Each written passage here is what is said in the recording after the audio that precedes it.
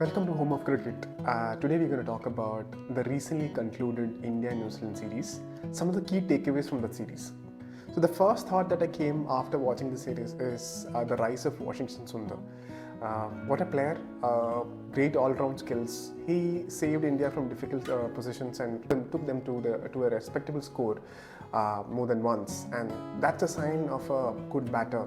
And he bowled really well as well. So in him, India has an all-rounder replacement for Akshar or Jadeja. So that's a really good option to have.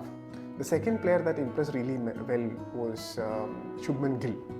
So he offers a great opening solution to the current India's pool of opening players, along with Rohit Sharma, KL Rahul, Ishan Kishan. So I think he offers a stability up top.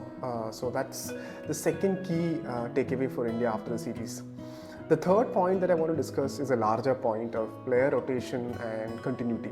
So here we see in the last few months, a lot of players are getting rotated both in ODI and T20 format. And it's a good thing and also a bad thing. It's a good thing because everybody's getting a chance and everybody is match ready whenever they are called upon.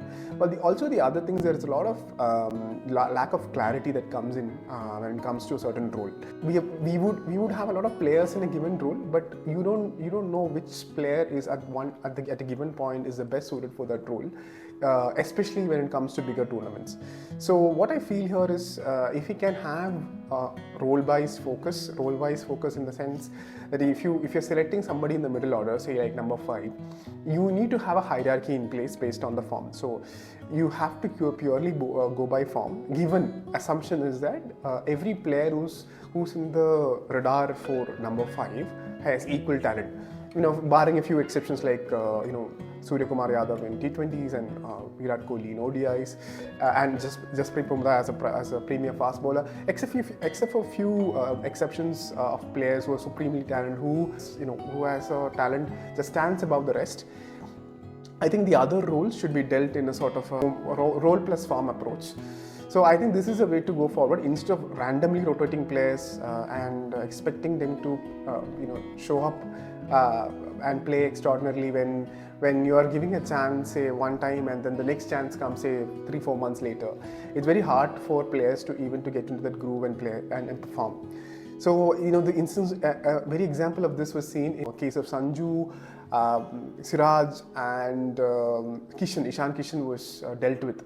So you see they played really well in the series preceding the New Zealand series. That is, Sanju played really well in South Africa series. Ishan played really well in South Africa series. This is the ODI series that preceded the World Cup, and Siraj bowled really well in the T20s. But none of these players were selected for Bangladesh series. Now, question is, why are they? What is the logic behind not selecting? Is it just because you want to give chance to other players? So I think that if second is the reasoning, I don't think that is the right approach for our cricket selections, because you have to identify a player for a given role, and you have to look at how other players are performing with respect to that given role. So if none of the other players are performing up to the role, you have to give it to the person who is on form, and that's your way of saying, okay, I reward a good form, instead of randomly rotating the players, which is not great for players' mental health also.